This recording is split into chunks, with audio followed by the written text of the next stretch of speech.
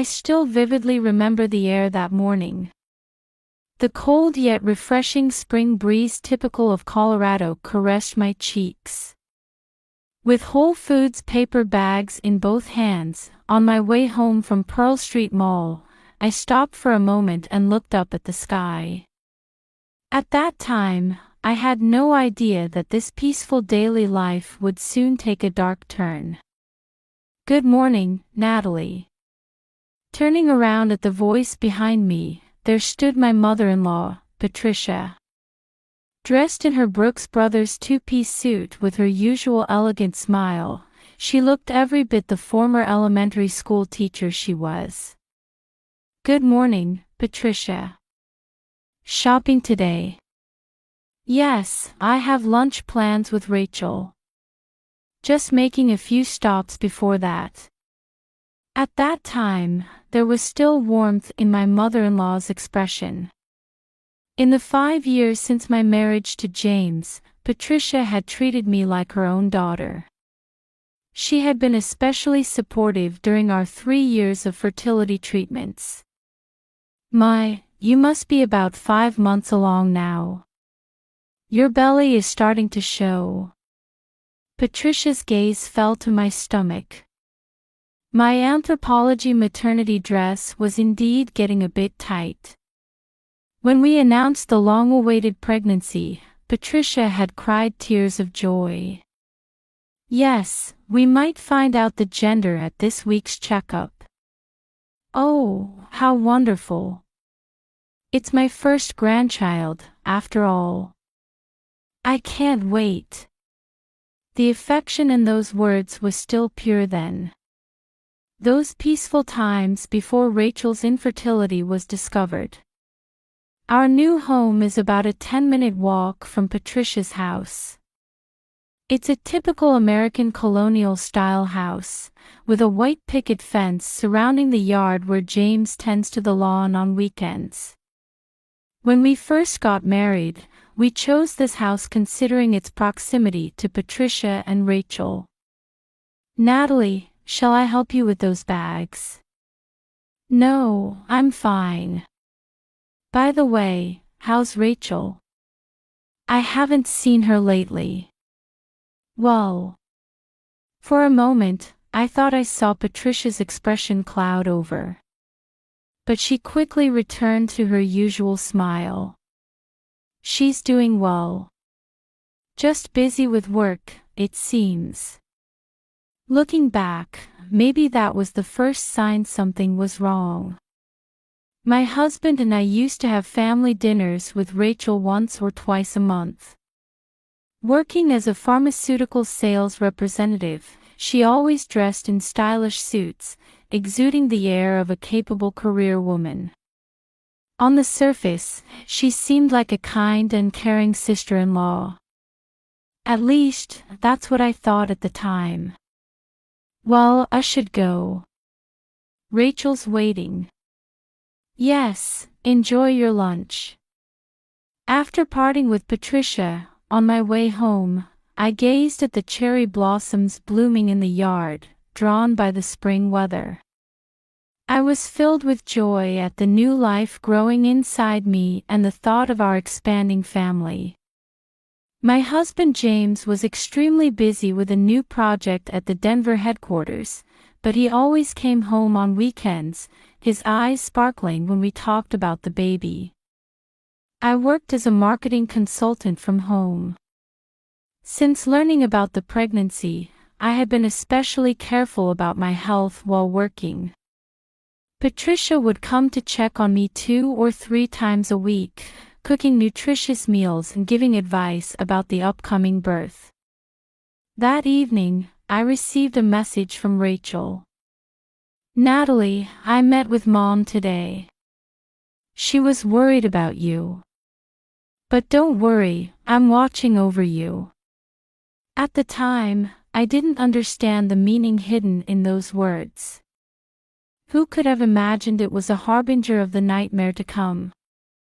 Outside the window, the sun was setting in the direction of Chautauqua Park. It was a peaceful dusk that seemed to signal the end of spring. It was also the end of our peaceful days. As the season shifted from spring to early summer, the atmosphere in our family definitely changed. It started the day Rachel's infertility was discovered. The phone call from Patricia came on a Thursday afternoon when I was about to enter my 5th month of pregnancy. "Natalie, are you home today?" "Yes, I'm working from home. I need to talk to you." Her voice lacked its usual cheerfulness. An hour later, Patricia knocked on my door. Though wearing her Brooks Brothers suit, she somehow seemed disheveled. "Rachel found out she's infertile." Sitting on the living room sofa, Patricia delivered this news without touching her coffee. Steam gradually disappeared from the new mug she said she'd bought at McGuckin Hardware. But there might still be treatment options. "The doctor said it's practically impossible." Patricia's voice trembled. In that moment, something froze inside me.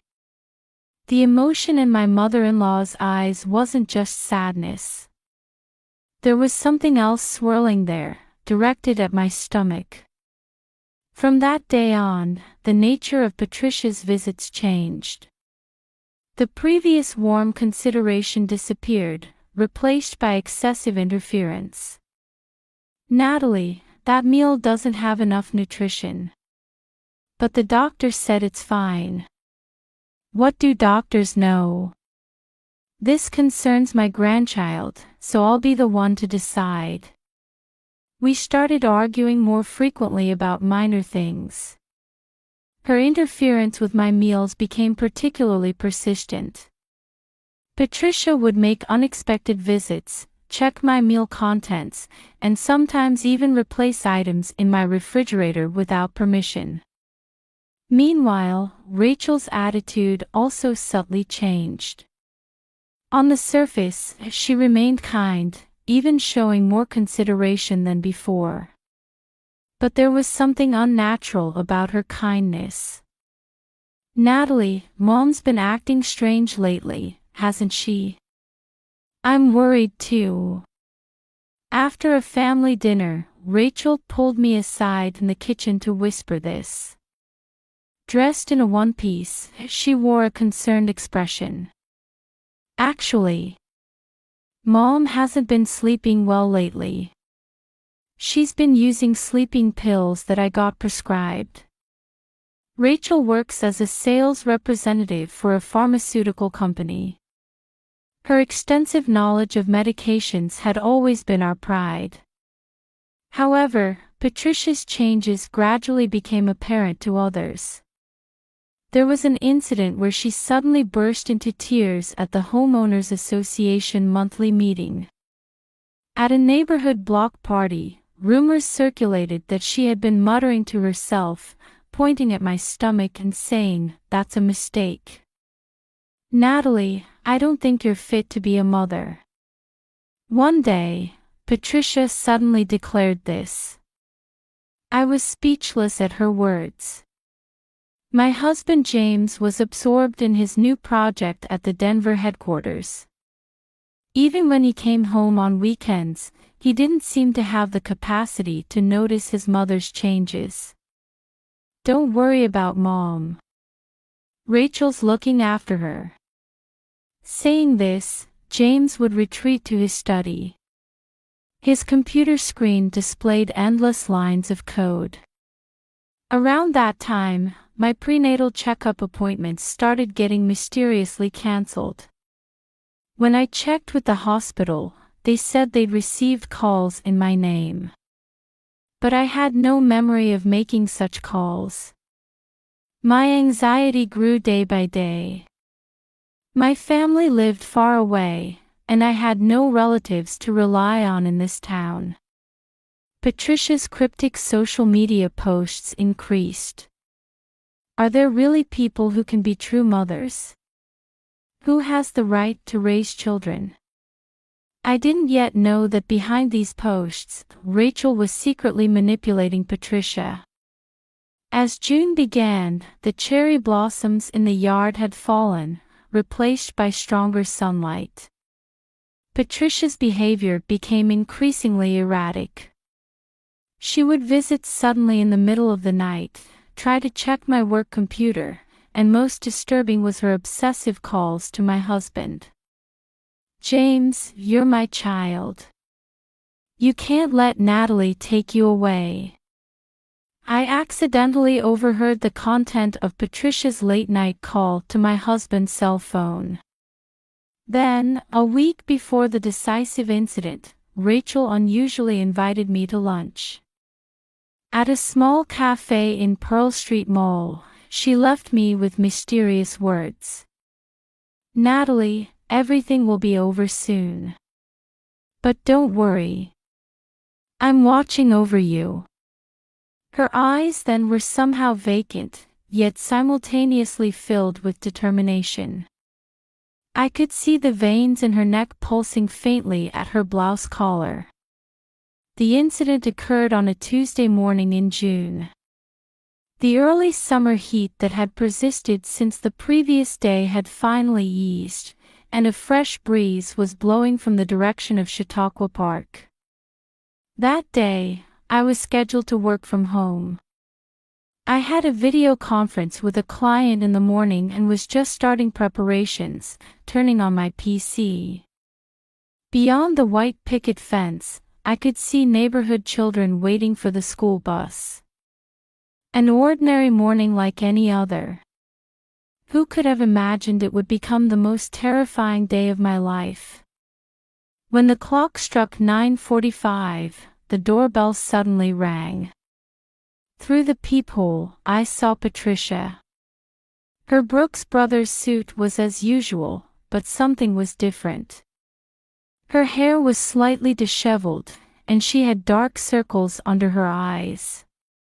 "Good morning, Patricia. Natalie, do you have a moment?" Her voice lacked its usual teacher-like politeness. Rather, there was something urgent about it. "Actually, I have a meeting at 10. "It's fine, this won't take long." After inviting her into the living room, Patricia restlessly looked around the room. When her eyes fell on the newly installed baby crib, her expression twisted for a moment. "I heard from Rachel that you haven't bought a stroller yet." "No, I thought it might be a bit early.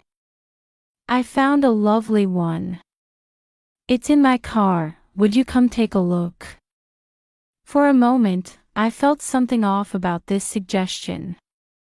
But Patricia's expression was completely serious. "Well, I still have 10 minutes until the meeting." I stood up. Later, I would regret this decision countless times. Patricia's car was parked on the gentle slope in front of the house. A new Volvo XC90. Just last month, Rachel had recommended its purchase as Mom's birthday present, a luxury SUV. "It's in the back seat. You can open it from the driver's side." Patricia pointed to the back seat. Indeed, I could see something like a large box. The moment I opened the driver's door and sat down, I heard all the doors lock simultaneously. "Patricia." When I turned around, my mother-in-law's expression had completely changed. A cold look I'd never seen before. "This ends now." With that scream, the car started moving. By the time I realized the parking brake had been released, it was already too late. The car began rolling down the gentle slope, gradually picking up speed. "I can't trust my grandchild to someone like you." Patricia's voice rang in my ears. In panic, I desperately tried to open the door, but the child lock was engaged. "Help! Somebody!" My screams were absorbed into the sealed car. In the edge of my vision, I could see the children waiting for the school bus, watching with surprised expressions. And then, a large tree loomed before me. At the moment of impact, I reflexively turned the steering wheel to the left. However, inertia mercilessly slammed the car into the tree. A violent impact. The sound of airbags deploying. Then, a moment of darkness. When I came to, an ambulance siren was approaching. Someone was shouting loudly. Neighbors had gathered around the car. And Patricia. She was sitting outside the car, hugging her knees. Crying and muttering something. "Rachel. I did it just like you promised." The police arrived moments later. 2 uniformed officers approached Patricia. Another officer rushed to the car to check on my condition. "Are you all right? The ambulance will be here soon." I was still in a state of confusion. The baby, my hand unconsciously moved to my abdomen. Intense anxiety and fear washed over me. At that moment, my phone rang. A message from Rachel. "Natalie, are you okay? I'm worried. I'm coming right away." I didn't yet know the truth lurking behind those words. The message had been sent 5 minutes before the accident. As if she had predicted this incident. The ambulance transported me to Boulder Community Health. CT scan, ultrasound, blood tests. The doctors carefully checked the condition of both me and the fetus. "It's miraculous." I couldn't stop crying at the doctor's words. The baby was safe. The airbag and the fortunate angle of impact had prevented the worst outcome. From the hospital room window, I could see the Flatirons Mountains in the distance. The sunlight remained bright, and the town continued its usual activities. However, my world had completely changed. Patricia was arrested at the scene. During questioning, she appeared confused, repeatedly saying only "Rachel. Rachel told me to." Then, 3 hours after the incident, my husband James rushed to the hospital room. An emergency return from Denver. "Mom, how could Mom do such a thing?" His voice was trembling. His suit was disheveled, and his usually well-groomed hair was now carelessly pushed back. But why? The answer to that why would soon become clear. Evidence found on Patricia's smartphone. Hidden messages with Rachel. And traces of systematic drug use. Everything had been part of Rachel's meticulous plan. That evening, police began searching Patricia's home. And from behind the kitchen cabinet, decisive evidence was found. The sleeping pills that Rachel had gotten prescribed. And Patricia's diary. On its last page, written in shaky handwriting. "Am I doing the right thing? But as Rachel says, maybe this is the only way to protect our family." Outside, the evening sky was turning red. A new morning would surely come. But what kind of morning would it be for our family? The next morning when I woke up in my room at Boulder Community Health, a light rain was falling outside. The Flatirons Mountains were covered in gray clouds, making yesterday's clear weather seem like a lie. When the nurse came for morning temperature checks, a police investigator accompanied her. Detective Sarah Martin from the Boulder Police Department, a veteran in her late 50s whose gaze reflected years of experience. "Mrs. Green, may I speak with you?" I nodded. As the heart rate monitor beeped steadily, Detective Martin carefully began her questions. When did you first notice changes in Patricia's behavior? I told her everything. Patricia's changes after Rachel's infertility was discovered. The sudden visits. The excessive interference. And Rachel's seemingly kind attitude. Actually, we found important evidence. Detective Martin took out her tablet. The screen showed footage from the security camera at Patricia's house. 2 days before the incident, late at night. A scene of Rachel visiting Patricia. That's not all. Next shown were message records recovered from Patricia's smartphone. Mom, Natalie is trying to destroy our family. That child will take everything from us. But Rachel. Trust me. I have a plan. The messages dated from 1 month before the incident. Rachel had been systematically fueling Patricia's anxiety. Around that time, my husband James learned another fact at the police station. Rachel's infertility diagnosis was forged.